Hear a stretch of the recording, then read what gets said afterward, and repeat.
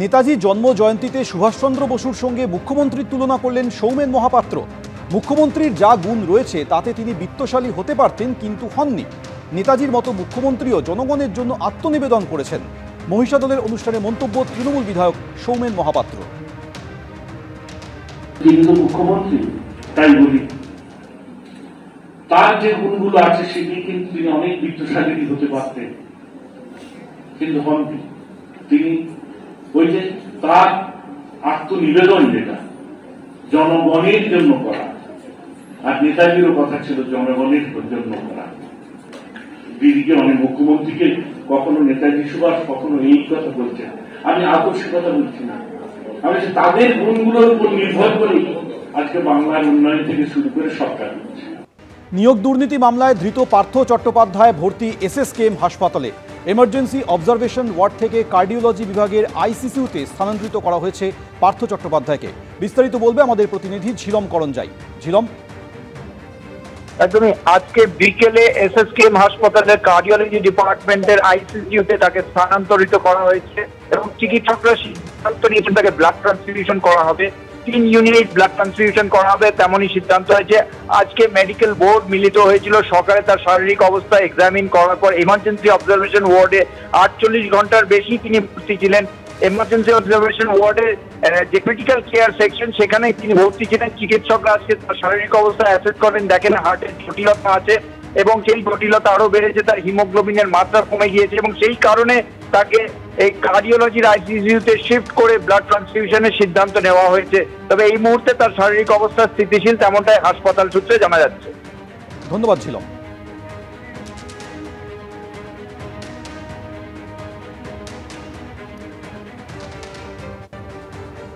পরের খবরে আসবো, আইনমন্ত্রী মলয় ঘটকের বাড়িতে দুষ্কৃতী হামলা।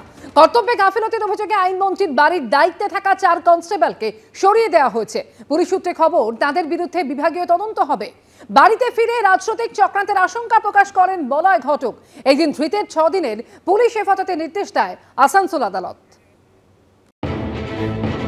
একজন এএসআই, 4 জন কনস্টেবল, সর্বক্ষণ প্রহরায়। তারপরেও কিভাবে রাজ্যের আইনমন্ত্রী মলয় ঘটকের বাড়িতে ঢুকে পড়ল দুষ্কৃতী? সকলের নজর এড়িয়ে কিভাবে ভাঙচুর চালালো? তা নিয়ে জোরালো হচ্ছে প্রশ্নগুলো। এই প্রেক্ষাপটে কর্তব্যে গাফিলতির অভিযোগে আইনমন্ত্রীর বাড়ির দায়িত্বে থাকা 4 কনস্টেবলকে সরিয়ে দেওয়া হলো।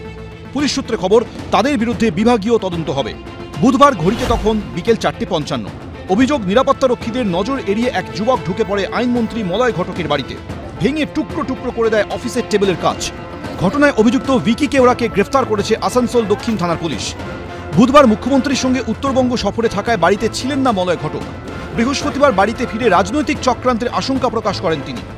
কালকে তো আমি ছিলাম না, আমি শুনেছি যে একজন আমার বাড়িতে ভেতরে সামনের রুমে ঢুকেছিল, টেবিলের কাঁচও ভেঙেছে। পুলিশ তদন্ত করছে, পুলিশের ওপর ভরসা আছে, নিশ্চয়ই তদন্ত করে বেরোবে।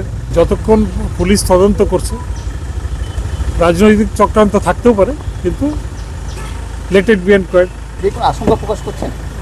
তবে থাকতে পারে, সব কিছুই থাকতে পারে, কিন্তু যতক্ষণ সেটা প্রমাণ হচ্ছে ততক্ষণ তো কারো ইয়ে করা ঠিক। সব জায়গায় দেখুন না, তৃণমূলের নেতারাই তৃণমূলের নেতাদের সুপারি দিচ্ছে আর বাইরের থেকে লোক এনে মারা করাচ্ছে। এইসব জিনিস ঘটিয়ে এটাকে বড় করে দেখানো হচ্ছে নিরাপত্তা বাড়াবার জন্য। কোনো রাজনৈতিক কোনো কিছু নেই, খেয়ে দেয়ে কাজ নেই। বিরোধী রাজনৈতিক দলদের কোনো চক্রান্ত, ছাড়ুন তো। এদিকে পুলিশ সূত্রে দাবি, ধৃত ভিকি কেওড়া জেরায় জানিয়েছে, একটি ডেথ সার্টিফিকেটের জন্য একাধিকবার পুরসভা থেকে মন্ত্রীর বাড়িতে গিয়েও সেটি পাননি। 3 মাস আগে আমরা ডেথ সার্টিফিকেট নিয়ে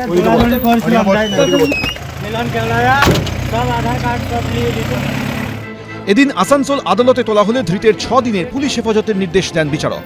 কৌশিক গাতাইত ও মনোজ বন্দ্যোপাধ্যায়, এবিপি আনন্দ।